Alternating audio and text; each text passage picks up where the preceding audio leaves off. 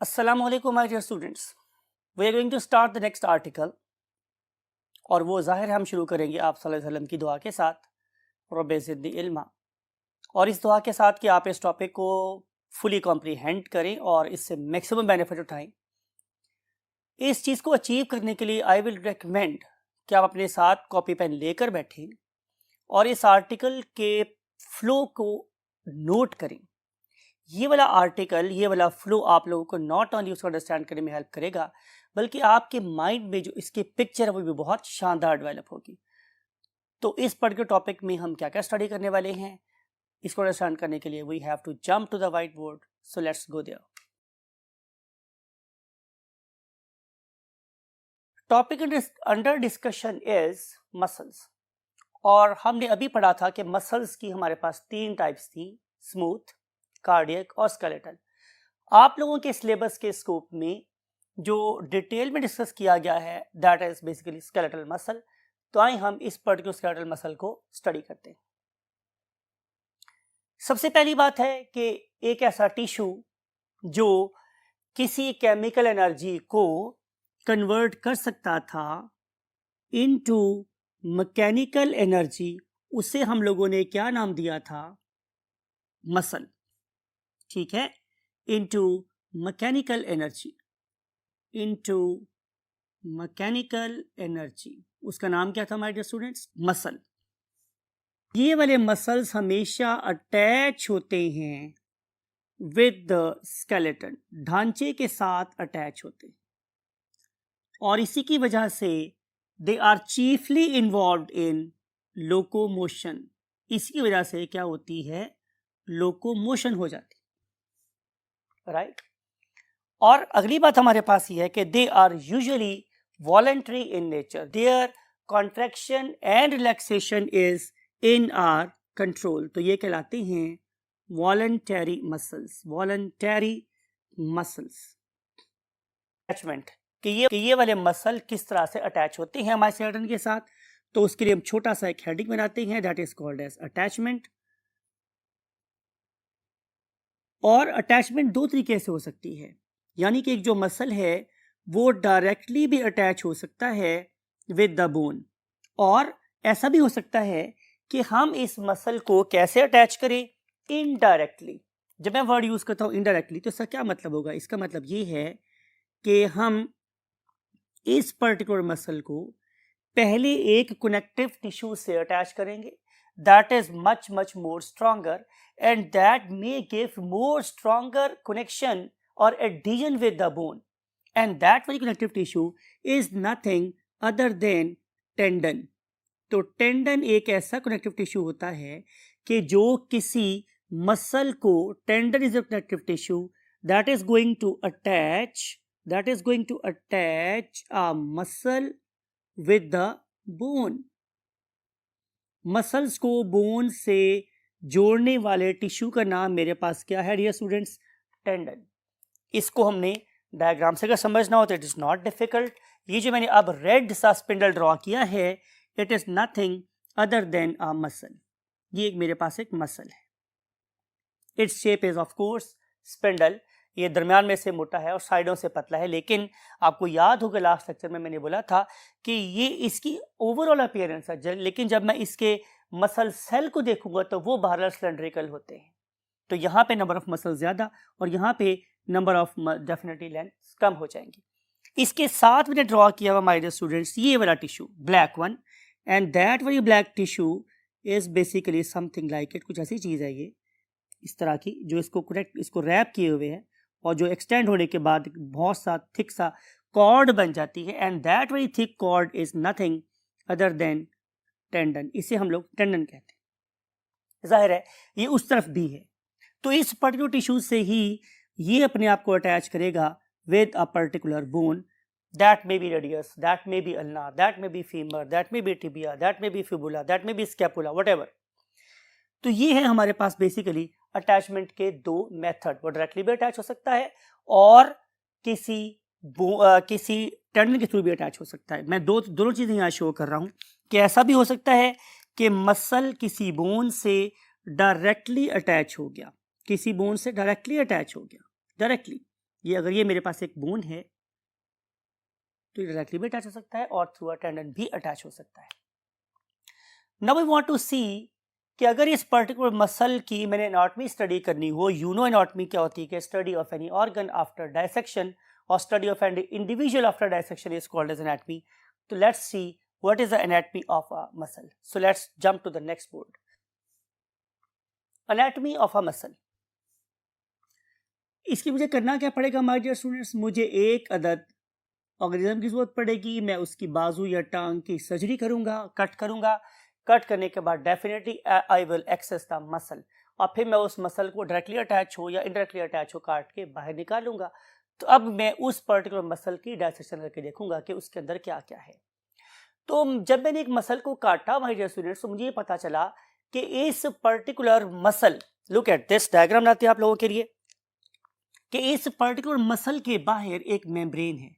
अगर ये मेरे पास एक मसल है तो इस पर्टिकुलर मसल के बाहर एक ट्रांसपेरेंट सी या ऑफ वाइट से कलर की एक मेम्ब्रेन होती है that basically wraps this muscle, this whole muscle. इस मसल इसके अंदर लिपटा हुआ होता है and that very wrapping membrane is a connective tissue. It is basically a tissue that reduces the friction, it reduces the friction of muscle along with the other muscle and friction of the muscles with its you can say adjacent bone. Not only ये muscle को muscle से रगड़ खाने से बचा रहा है बल्कि मसल्स को बोन से रगड़ खाने से भी बचा रहा होता है। And that very connective tissue that is surrounding the muscle we called it as epimysium. That very tissue is called as epimysium.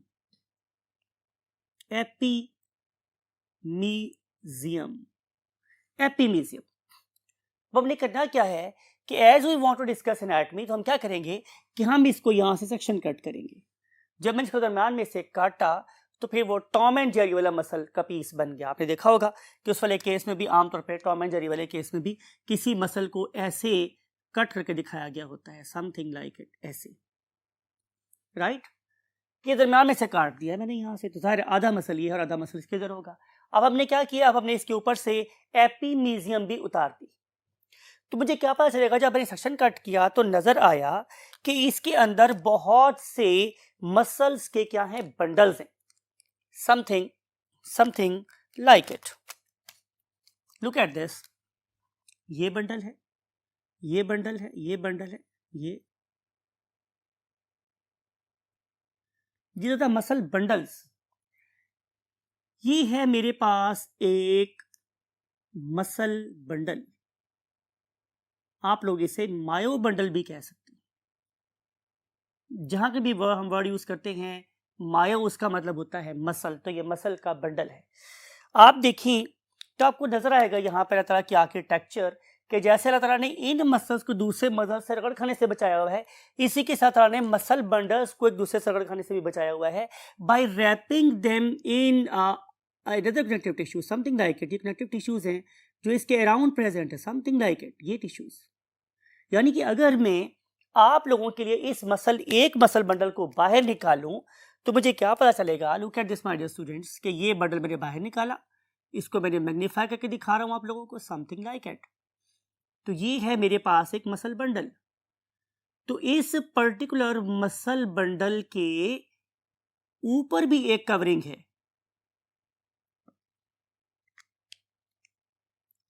That very covering is of for example मेरी ड्राइंग में ब्लू कलर की है, वैसे ये भी transparent होती है या ऑफ वाइट सी होती है। And that very fine covering that reduces the contractile friction, उसे हम नाम देते हैं पेरीमीजियम, पेरीमीजियम, राइट। अब जब मैं इस पर्टिकुलर मसल बंडल को दिखता हूं माय डियर स्टूडेंट्स, तो मुझे पता चलता है कि इस पर्टिकुलर मसल बंडल के अंदर क्या प्रेजेंट है, मसल फाइबर्स प्रेजेंट है। ऐसा करते हैं कि उनको हम ब्लैक ड्रॉ कर लेते हैं। तो इसके अंदर प्रेजेंट हैं बहुत सारे muscle fibres. Look at this, ये बहुत सारे मसल फाइबर्स हैं जो कि पैक हुए हैं एक मसल बंडल के अंदर। आपको पता है ये बंडल क्या होता है? तो ठीक है, अब हम ऐसा करते हैं कि आप लोगों के लिए इस एक मसल फाइबर को बाहर निकालते हैं। This is a muscle fibre. इसको मैंने अगेन आप लोगों के लिए मैग्नीफाई कर दिया है, तो आप देखेंगे कि इसके ऊपर आप लोगों को इस तरह की लाइन्स नजर आ रही हैं। इस पर्टिकुलर चीज को हम नाम क्या देते हैं? Muscle fibre. और जो हमारे पास मसल फाइबर होता है उसका एनाटॉमिकल नेम क्या है? Muscle cell. It is called as muscle cell. याद रखना है कि मैंने यहां पे वर्ड यूज किया है anatomical name. It is the anatomical unit of the muscle cell, of the whole muscle, sorry not muscle cell, it is the anatomical unit of the whole muscle. So whole muscle composed of muscle cells. And what is the technical name for muscle cell? Muscle fiber. Why we want to call it as muscle fiber? Because this particular muscle cell is cylindrical, it is long. आपको याद होगा मैंने discuss किया था कि जो हमारा muscle fibre होता है ये भी एक लंबा सा स्ट्रक्चर है जिसका डायमीटर यूनिफॉर्म रहता है। ऐसा नहीं कहीं से पतला कहीं से मोटा हो, बिल्कुल यूनिफॉर्म डायमीटर का है। इग्नोर बाय ड्राइंग एरर, यहाँ से मैंने थोड़ा सा पतला हो गया, लेकिन डेफिनेटली बिल्कुल स्ट्रेट सिलेंडरिकल स्ट्रक्चर होती है। और मैंने बोला कि इस पर्टिकुलर मसल फाइबर को अगर मैं देखूं, ये अब हम एक मसल फाइबर की बात कर रहे हैं, तो ये भी एक मेम्ब्रेन में लिपटा हुआ है, ये भी एक मेम्ब्रेन में लिपटा हुआ है। आए हम इसको किसी और कलर से कवर करते हैं, से समथिंग लाइक इट। ये कवर है इसके ऊपर, एंड दैट वेरी कवर कि जो एक मसल फाइबर को चारों तरफ से मलफूफ किए हुए है, लिपटे हुए है, that very cover is called as endomysium. Endomysium, right. अगर हम उसको यहां ड्रॉ करना चाहें तो definitely it is lying somewhere here, ये यहां है, समवेयर हियर। और इस सर्कल में यहां पे ये वजह से नजर आ रही है, something like it, you can see something like it. So these are all endomysia. So all endomysia, they are there to wrap each and every individual muscle cell that is called as muscle fiber. अब अगर आपने बात को गौर से देखना है, because का एक टर्निंग पॉइंट है आप लोगों के लर्निंग में, कि अगर आप एनाटॉमिकल सेल की बात करें, एनाटॉमिकल यूनिट की बात करें, तो वो है मसल सेल। लेकिन इस मसल सेल के अंदर इसकी फंक्शनल यूनिट्स अरेंज्ड है। आपको याद होगा मैंने यहाँ लाइंस लगाई है, यहाँ पे ये लाइंस लगाई है, ये वाली लाइंस। तो इस मसल फाइबर के अंदर इसकी फंक्शनल यूनिट्स अरेंज हैं, और उस फंक्शनल यूनिट को हम दिमाग के शो करके ऐसे शो कर सकते हैं। फॉर एग्जांपल इस तरह की बहुत सारी हजार, मेरे पास स्पेस लिमिटेड है, तो अनगिनत है, लाखों हैं। इस एक पर्टिकुलर फंक्शनल यूनिट को, it is not structural unit, it is functional unit, हम नाम देते हैं सार्कोमियर। इसको नाम कहते हैं सार्कोमियर। आपको पता है कि मियर का मतलब होता है यूनिट, तो सार्को का मतलब होता है मसल। तो इस पर्टिकुलर मसल यूनिट का नाम मेरे पास क्या है? सार्कोमियर। अब अगर मैं एक सार्कोमियर को देखूं तो किसी सेल की तरह से, it is a living unit, it is a living cell. अब मैं सवाल ये है कि मैं इसे लिविंग सेल क्यों कह रहा हूं? बिकॉज कि इसके अंदर आप लोगों को नजर आती है, इसके बाहर नजर आती है आप लोगों को एक और membrane, and that very membrane is called as sarcolemma. अब सार्कोलीमा या सार्कोलेमा मुझे कहाँ नजर आएगी, उसको अंडरस्टैंड करने के लिए इस डायग्राम को देखिए। लुक एट दिस, अपने गौर से देखने हमारे स्टूडेंट्स कि मैं इसे कहाँ ड्रॉ कर रहा हूं। I am drawing it beneath muscle fibre and endomysium, in between, sorry. देखिए मैंने इसे कहाँ ड्रॉ किया है, मैंने इसको ड्रॉ किया है मसल फाइबर और एंडोमीजियम के दरमियान में। इसका मतलब है कि एंडोमीजियम के नीचे और इस पर्टिकुलर मसल फाइबर के ऊपर एक स्पेसिफिक किस्म की मेम्ब्रेन है, लाइंग ऑल अराउंड, हर जगह पे मौजूद है, and that very layer is called as sarcolemma. Sarcolemma, right my dear students. अब ये जो सार्कोलेमा है, अगर आप इसे किसी नॉर्मल सेल से कंपेयर करें तो उसके अंदर क्या प्रेजेंट थे? Endoplasmic reticulum. कौन से वाले? Smooth endoplasmic reticulum. तो इसकी नेचर किसी स्मूथ एंडोप्लाज्मिक रेटिकुलम जैसी है, स्मूथ ER जैसी है, राइट। अब what is its function over here? यहां पे इसका फंक्शन ये है कि इट बेसिकली स्टोर्स कैल्शियम। ये कैल्शियम को स्टोर करती है, ये कैल्शियम का बहुत बड़ा रेजर्वायर है, यू नो रेजर्वायर, गोडाउन, एक जखीरा जहां पर हम चीज को स्टोर कर सकते हैं। अब अगर मैं इसे एक लिविंग सेल समझ रहा हूं तो जाहिर है हमारे डियर स्टूडेंट्स कि इसके बाहर मेम्ब्रेन है, इसके अंदर हमारे पास जाहिर है क्या होगा? साइटोप्लाज्म होगा। और उस पर्टिकुलर साइटोप्लाज्म को जो यहाँ प्रेजेंट है, यहाँ प्रेजेंट है, that very cytoplasm, that very plasma is called as a sarcoplasma. Sarcoplasm और सार्कोप्लाज्मा दोनों वर्ड्स चलते हैं, सार्कोप्लाज्म और सार्कोप्लाज्मा। अब इस पर्टिकुलर लाइन की वजह क्या है? वजह ये है हमारे डियर स्टूडेंट्स कि इस पर्टिकुलर मसल फाइबर की लेंथ के अलोंग हमें नजर आती हैं इस पर्टिकुलर सेल के very specialised organelles, and these organelles are made up of proteins, right, and these particular proteins, they arrange themselves in the cell in a very specific fashion that enable this particular cell to carry out the process of contraction and relaxation, right? हम देखेंगे कि वो क्या चीज है कि जो इसके अंदर अरेंज है। तो मैंने आपसे बोला अभी एक प्रोटीन की पूरी assembly, that very contractile apparatus is consist of, drawing करेंगे तो कुछ ऐसा नजर आएगा, ऐसा ऐसा ऐसा ऐसा अलोंग द होल लेंथ आपको नजर आएगा, ऐसा अरेंज हुआ होगा। आइए हम इस पर्टिकुलर एरिया को, इस छोटे से एरिया को हम मैग्नीफाई करके देखते हैं, छोटे से एरिया को। तो भी क्या नजर आएगा स्टूडेंट्स? लुक एट दिस, दोबारा आप लोग ड्रॉ कर रहे हैं कि सबसे पहले आपको नजर आएगी एंडोमीजियम। लुक एट दिस, उसको मैग्नीफाई करके देख रहे हैं।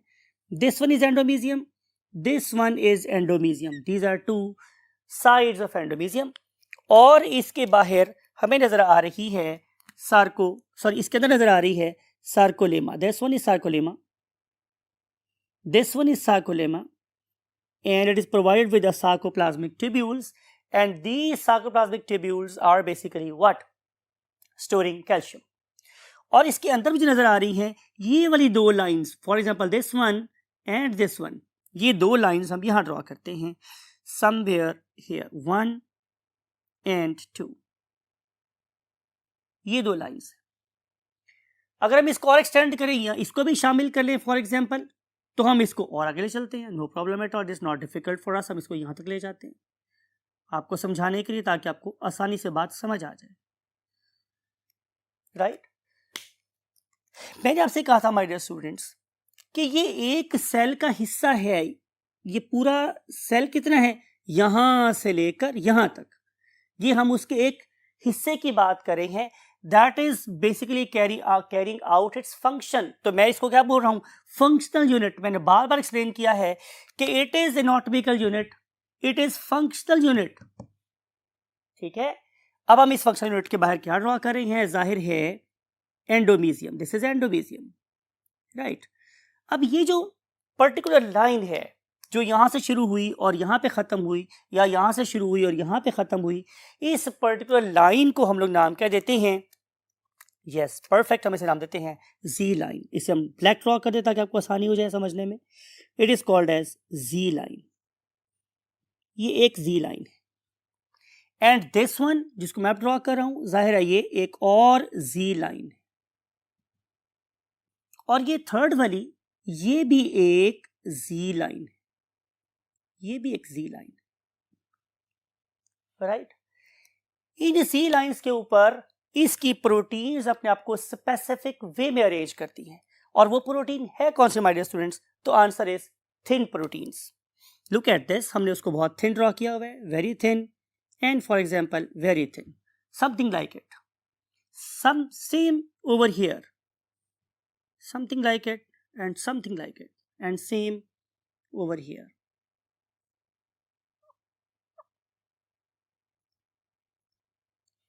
ये प्रोटीन्स हैं जिन्होंने अपने आप को एक ट्रांसवर्स मेम्ब्रेन के अंदर से गुजार के परोया हुआ है, समथिंग लाइक इट, जिसमें ये मैंने होल्ड की हुई है, right, that is a membrane, और इस मेम्ब्रेन के अंदर से ये प्रोटीन गुजरी है, आधी इधर और आधी इधर, and that very protein that is very thin that is passing through the Z line is called as actin,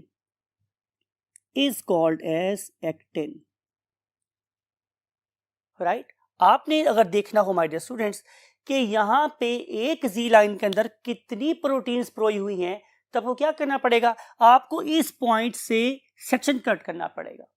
तो जब मैंने यहाँ सेक्शन कट किया माय डियर स्टूडेंट्स, तो पता चला कि इस पर्टिकुलर Z लाइन के अंदर 6 1 2 3 4 5 6 एक्टिन फिलामेंट्स पास हुए हैं। तो जाहिर है जब मैं सेक्शन कट करूंगा तो मेरे से कोई दो नजर आएंगे, सेक्शन कट करूंगा, ये है, यहाँ सेक्शन कट करूंगा तो कोई से दो नजर आएंगे। तो यहाँ पे टोटल मेरे पास क्या है, 6 एक्टिन फिलामेंट्स है, those are lying in the peripheral region. तो Z लाइन से 6 एक्टिन फिलामेंट्स पास होते हैं, राइट। और इस पर्टिकुलर यूनिट मीन सार्कोमियर के अंदर आपको बिल्कुल सेंटर में एक और क्या नजर आती है हमारे डियर स्टूडेंट्स, प्लेट नजर आती है, एंड दैट वेरी डिस्क और plate is lying exactly in the centre, बिल्कुल सेंटर में लाई कर रही है, समवेयर हियर, यहाँ लाई कर रही है, समवेयर हियर, यहाँ लाई कर रही, and that very central line is called as M line. This is called as M line. M line stands for middle line, जो बिल्कुल सेंटर में लाई कर रही है, it is called as M line. अब इस M line के अंदर भी क्या गुजरी हुई है, एक प्रोटीन, और वो प्रोटीन जो इसके बिल्कुल सेंटर में से गुजरी है, that is lying somewhere here, आप यहाँ देख सकते हैं, it is thicker as compared to the previous one, thick सी है, और ये M लाइन के अंदर से गुजरी हुई है। सेम इज द केस है, यहाँ पे भी एक थिक प्रोटीन है, that is basically passing through the M line, and this very thick protein is none other than myosin. This is called as myosin filament. तो थिन वाला क्या है, एक्टिन फिलामेंट्स, और थिक वाले क्या है मेरे पास, मायोसिन फिलामेंट्स। अब ये थिक और थिन फिलामेंट्स Z लाइन और M लाइन्स मिलके क्या बना रही हैं, एक फंक्शनल यूनिट, और उस फंक्शनल यूनिट का नाम मेरे पास क्या है, sarcomere. When different sarcomeres arrange themselves, they make a single cell, and that very cell is called as sarcomere. And sarcomere is wrapped by endomysium. And when many endomysium wrapped muscle fibers they combine together, they make a muscle bundle. And when different perimysium wrapped muscle bundles combine together, they form an organ, and that very organ is called as a muscle, and muscle is definitely wrapped by the epimysium. तो पहले हमने चीजों को तोड़ा था, हमने जोड़ के दोबारा से मसल बना दिया है, राइट। मसल को लेंगे, उसे काटेंगे तो सबसे बाहर नजर आएगी एपीमीजियम, उसमें नजर आएंगे बहुत से मसल बंडल्स, मसल बंडल्स के बाहर नजर आएंगी हमारे पास मेम्ब्रेन्स, नाम क्या है, पेरीमीजियम। जब मैं उसको फर्दर कट करके देखूँ नजर आएंगे उसके अंदर बहुत से मसल फाइबर्स, जिनके बाहर क्या प्रेजेंट है, एंडोमीजियम। और एक मसल फाइबर को अगर बनाना हो जो कि एक्चुअल यूनिट है हमारे मसल का, कौन सा, एनाटॉमिकल, तो उसके अंदर नजर आएंगे हमें बहुत से फंक्शनल यूनिट्स। वो फंक्शनल यूनिट कैसे बनी है, by the organisation of internal organelles of the single cell. और वो ऑर्गेनाइजेशन क्या बनाती है आपस में मिलके, different contractile apparatus by arranging thin and thick proteins along the lines, and these particular lines are known as M lines and Z lines. Z line का मतलब है Swiss line, Swiss line का मतलब होता है टर्मिनल या आखिरी lines, ठीक है, और M line का मतलब है हमारे पास मीडियम लाइंस। तो ये जो लाइंस हैं they are basically demarcating what, the beginning and ending of the one functional unit, ठीक है। स्टार्ट कहाँ से हो रही है, एक Z लाइन से, खत्म कहाँ हो रही है, धर्मावली Z लाइन से, और धर्मा में क्या बच जाती है हमारे पास, M लाइन। यही कॉज है हमारे डियर स्टूडेंट्स कि बाज़ जगहों से रोशनी ज़्यादा गुजरती है और बाज़ जगहों से रोशनी कम गुजरती है, और इसी वजह से जब मैं किसी स्केलेटल मसल की स्लाइड दिखता हूँ, लुक एट दिस इमेज, तो आपको नजर आती है इसके अंदर striations, you know very well, when light passes through the tissue it appears bright, when it cannot pass it means कि वहां से रोशनी कम गुजर रही है, वो एरिया में डार्क नजर आएगा। तो देखते हैं हमारे स्टूडेंट्स इसको सामने रख के कि किस किस एरिया में से लाइट ज़्यादा पास हो सकती है और किस एरिया में से लाइट कम पास हो सकती है। तो क्या करते हैं, आपको वापस डायग्राम पे लेके आते हैं। लुक एट दिस रीजन, ये रीजन है मेरे पास। यहाँ पे इस तरह की मुझे क्या नजर आ रही हैं, 6 थिन से फिलामेंट नजर आ रही हैं।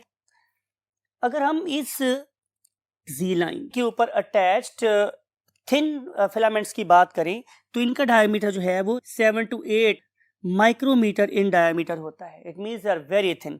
लेकिन अगर मैं एम लाइन के ऊपर अटैच मायोसिन फिलामेंट की बात करूं तो ये मेरे पास 16 माइक्रोमीटर तक होता है। तो इसका मतलब ये होगा कि उसका डायमीटर उससे डबल है। लेकिन यहाँ पे ये सिर्फ और सिर्फ एक फिलामेंट है और यहाँ पे ये 6 फिलामेंट्स है। तो हम बात ये कर रहे हैं माय डियर स्टूडेंट्स कि यहाँ पे रोशनी आसानी से और सीधी गुजर जाती है। यहाँ पे रोशनी आसानी से और सीधी गुजर जाती है क्योंकि सेक्शन में बाहर मुझे सिर्फ और सिर्फ 2 फिलामेंट नजर आ रहे हैं। तो जब रोशनी यहाँ पे आसानी से और सीधी गुजरेगी तो वो लाइट बेंड नहीं होगी। तो हम लोग बोलेंगे कि यहाँ पे लाइट विदाउट डिस्टर्बेंस आइसोट्रॉपिक वे में गुजर रही है। आइसो का मतलब होता है सेम और ट्रॉपिक का मतलब होता है ओरिएंटेशन। आपको पता है कि ये एक ऑप्टिकल एक्टिविटी है, आइसोट्रॉपिज्म एंड एन आइसोट्रॉपिज्म। यानी कि अगर मैं इस पर्टिकुलर टिश्यू के ऊपर जिस डायरेक्शन से मर्जी लाइट डालूं, लाइट की अमाउंट कम ना हो तो इसका मतलब यह है कि यहाँ पे रोशनी यूनिफॉर्मली पास हो रही है और मैं उस पर्टिकुलर जोन को आइसोट्रॉपिक जोन कहता हूं। तो zone around the Z line is called as isotropic zone. और जो बैंड हम यहाँ पे लिखते हैं, यहाँ से लेके मीन्स हम बात करें हैं, यहाँ से लेकर और अगली यहाँ तक का जो बैंड है, it is called as I band. I band because light is passing uniformly from any direction. लेकिन अगर मैं इस पर्टिकुलर एरिया की बात करूं कि जिसे मैंने अब डिमार्केट किया है by the black vertical line, तो यहाँ से स्टार्ट हुआ और यहाँ तक चला गया, इस पर्टिकुलर जोन की बात कर रहा हूँ, यहाँ से लेके यहाँ तक।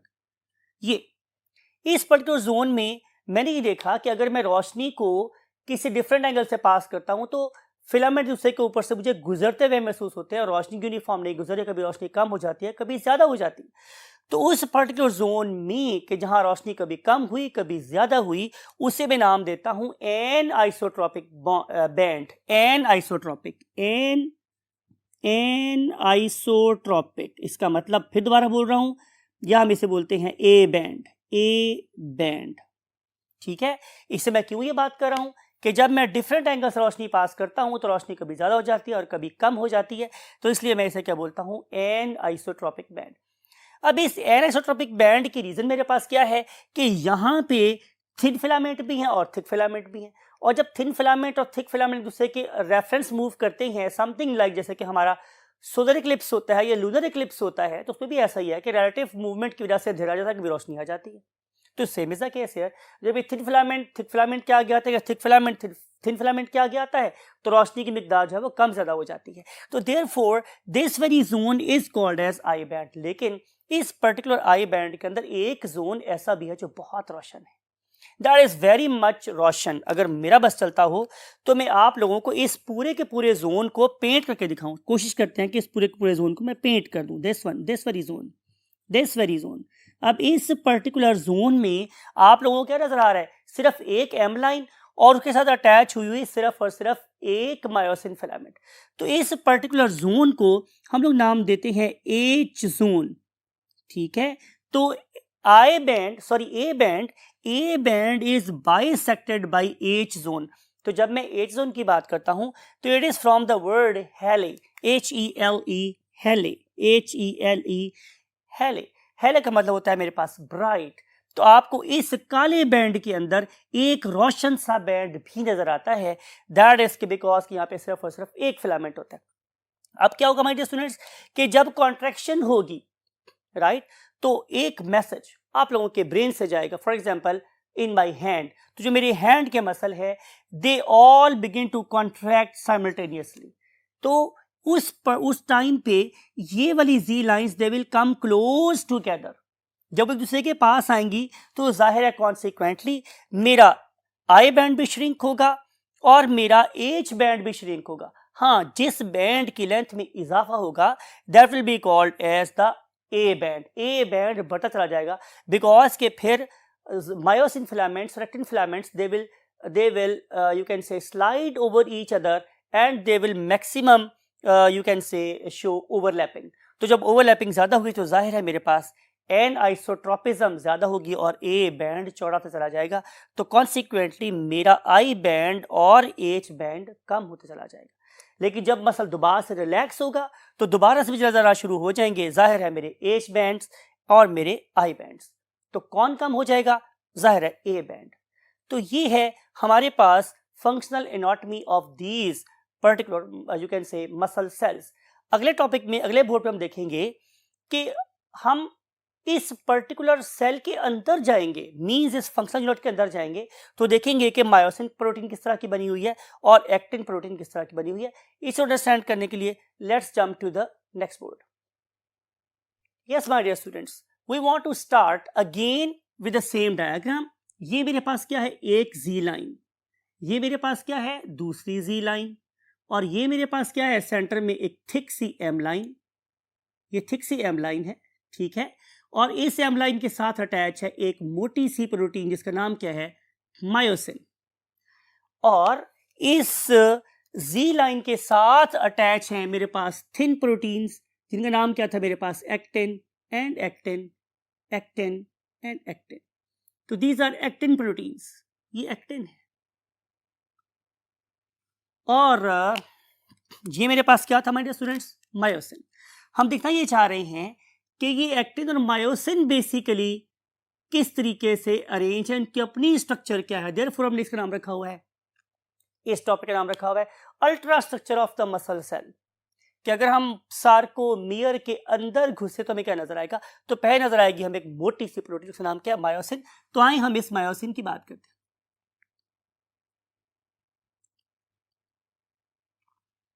Myosin it lies in the centre. ये बिल्कुल सेंटर में लाई करती है. एंड अटैच्ड विद, किससे अटैच्ड है? Attached with M line. M line से अटैच है, राइट. अगर हम इसकी डिटेल स्टडी करेंगे तो पता चलेगा माय डियर स्टूडेंट्स कि इसके अंदर एक सिंगल पॉलीपेप्टाइड है. एक सिंगल पॉलीपेप्टाइड है, राइट. और ये सिंगल पॉलीपेप्टाइड किसी दरमियान में से, बिल्कुल दरमियान में से किसी हेयर पिन की तरह से, या आजकल अगर हम बात करें तो हमारी पॉलिटिक्स में यू टर्न की बड़ी बात हो रही है, तो किसी यू टर्न की तरह से वापस मुड़ जाती है. Look at this diagram. Diagram दिखते हैं फॉर एग्जाम्पल कि ये मेरे पास एक पॉलीपेप्टाइड है. इसका सेंटर मेरे पास क्या है? ये. तो इस सेंटर में से ये लूप बैक हो गई, ऐसे यू टर्न ले लिया इसने, वापस चली गई, राइट. लेकिन इसने क्या किया माय डियर स्टूडेंट्स कि इसने अपने अगले वाले दो एंड्स को टर्शरी क्वार्टनरी फेजेस से गुजारने के बाद एक ग्लोबुलर स्ट्रक्चर में कन्वर्ट कर लिया, कुछ ऐसे. ये जब रैप एक दूसरे के ऊपर लिपटती गई तो एक बॉल सा इस पर्टिकुलर चीज के लिपटने से यहां बन गया और इस पर्टिकुलर चीज के लिपटने से एक बॉल यहां बन गया. ये मेरे पास एक हेयर पिन बन गई जिसके दोनों आगे वाले एंड्स के ऊपर बॉल्स लगे हुए हैं ताकि वो पिन हमारी छोटी सी बेबी को चुभ ना जाए. बात समझ आई आप लोगों को? This is the structure of a single molecule of myosin. Don't imagine कि इस मायोसिन में इस तरह का एक यूनिट है, बल्कि इस पर्टिकुलर मायोसिन के अंदर इस तरह के हजारों यूनिट्स हैं, राइट. और ये जो छोटे छोटे से हमें ऊपर उभार नजर आ रही है, बहुत से नजर आ रही हैं, they are basically there to make the cross bridges. तो इसके ऊपर अगर आपको यहाँ पर ये छोटे छोटे से उभार नजर आ रहे हैं, इस तरह के इस तरह के इस तरह के, ये वाले समवेयर हियर, तो ये सारे के सारे उभार बेसिकली किसके बने हुए हैं? इस स्ट्रक्चर के. और इसका ये वाला part it is basically embedded in this mega structure. वो इस मेगा स्ट्रक्चर के अंदर एंकर्ड है, खुदा हुआ है. तो same is the case with this side. इस तरफ भी मेरे पास बहुत सारे हेड्स हैं, ये सारे हेड्स हैं कि जिनके loops they are basically entangled in this you can say base. Only heads can come out. उस पर्टिकुलर स्ट्रक्चर में से सिर्फ हेड बाहर आ सकता है, बाकी सारी की सारी चीजें इसके अंदर क्या है? पॉलीमराइज हो गई हैं. तो ये है स्ट्रक्चर मेरे मायोसिन प्रोटीन का, ठीक है. अब हम यूं समझ सकते हैं कि ये एक सिंगल प्रोटीन है that loop back loop back like a hairpin, एक हेयर पिन की तरह से लूप बैक होता है, and it's both ends are modified, बदल गए हैं into lobular structures known as, उन्हें हम कहते क्या हैं, known as myosin heads, उन्हें हम क्या बोलते हैं स्टूडेंट्स, myosin heads. और what is their role? Answer is कि myosin heads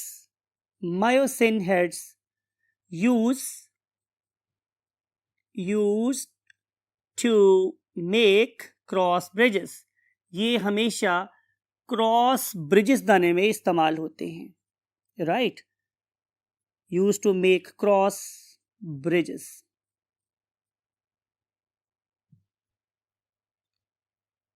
राइट, अब हम क्या देखेंगे, अब हम देखेंगे structure of the very next protein, that is a thin protein and we call it as actin. Next thing is actin. अब ये जो मेरे पास actin है students, it is very thin but it is very very complex. दिख रहा हूं मैं आप लोगों के लिए कि ये एक thin protein है और इसका 7 to 8 माइक्रोमीटर डायमीटर था, इसका thin protein है, हाफ डायमीटर है as compared to myosin. लेकिन इंपॉर्टेंट बात ये है माय डियर स्टूडेंट्स कि इस पर्टिकुलर प्रोटीन के साथ दो और प्रोटीन्स भी अटैच हैं. इसका मतलब है कि actin is a trimeric protein, इसमें 3 प्रोटीन्स शामिल हैं. पहली प्रोटीन को मैं आप लोगों के लिए यूं ड्रॉ करता हूं, लुक एट दिस. आप ये इमेजिन करें कि आप, बल्कि आप इस एनिमेशन को देखिए, एनिमेशन में आपको नजर आ रहा है कि ये एक तस्बीह है और मैं तस्बीह के बारे में कह सकता हूं कि एक बीडेड स्ट्रक्चर है, बीड्स है, इसमें दाने दाने से हैं. और क्या ख्याल है, अगर मैं इसको ट्विस्ट करूं तो ये एक बीडेड ट्विस्टेड स्ट्रक्चर बन गया. आप लोगों की एक्टिन भी एक बीडेड ट्विस्टेड स्ट्रक्चर होती है. लुक एट दिस डायग्राम, मैं आपके लिए बना रहा हूं इसको कि ये प्रोटीन कुछ इस तरह की है, ऐसी ऐसी ऐसी, इस तरह की, समथिंग लाइक इट, ऐसे, और इसके ऊपर बीड्स लगे, कुछ इस तरह का स्ट्रक्चर है. Getting my point?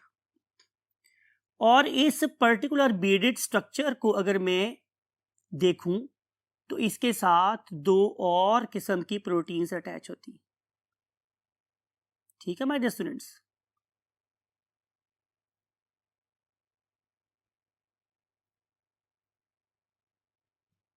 Look at this, it is a twisted beaded structure.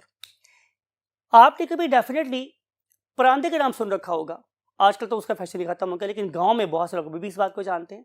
वो खवातीन अपने बालों को लंबा करने के लिए अपनी चुटिया के अंदर वो थ्रेड्स का बना हुआ एक स्ट्रक्चर हैंग करता ताकि बाल जल्दी लंबे हों, and that Y thing is basically interwoven into the ponytail. ठीक है, उसको हम उसके अंदर बुन देते थे, उस परांदे को चुटिया के अंदर ही बुन देते थे, वो फिर खींचे तो निकलता नहीं था. Same is the arrangement of the other 2 proteins. उनमें से एक का नाम मेरे पास क्या है स्टूडेंट्स, ट्रोपोनिन, और एक का नाम है ट्रोपोमायोसिन. Troponin and tropomyosin.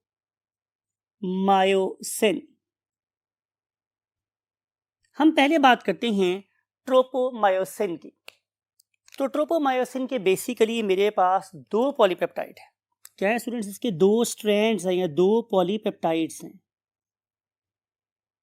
इनमें से एक स्ट्रैंड, जैसे मैंने बोला कि वो इंटरवोवन होता है किसके साथ, एक्टिन फिलामेंट्स के साथ, और जो दूसरा जो इसका स्ट्रैंड होगा, it will be used to bind itself with troponin. ठीक है, इसका एक अटैच है एक्टिन के साथ और एक अटैच होगा ट्रोपोनिन के साथ. अब हम देख रहे हैं ट्रोपोनिन ये एक छोटी सी प्रोटीन है, निन नन्ही सी छोटी सी प्रोटीन है, और इसके फर्दर मेरे पास 3 पॉलीपेप्टाइड्स हैं, यानी कि ये भी एक ट्राइमेरिक फर्दर प्रोटीन है. तो इसके 3 पॉलीपेप्टाइड्स हैं, 3 पॉलीपेप्टाइड्स हैं. अब इन पॉलीपेप्टाइड्स का भी अपना अपना एक फंक्शन है. जो पहला पॉलीपेप्टाइड है वो तो बाइंड हो जाएगा एक्टिन के साथ, दूसरा बाइंड होगा ट्रोपोमायोसिन के साथ, यानी कि एक इसका और एक इसका आपस में बाइंड हो जाएंगे.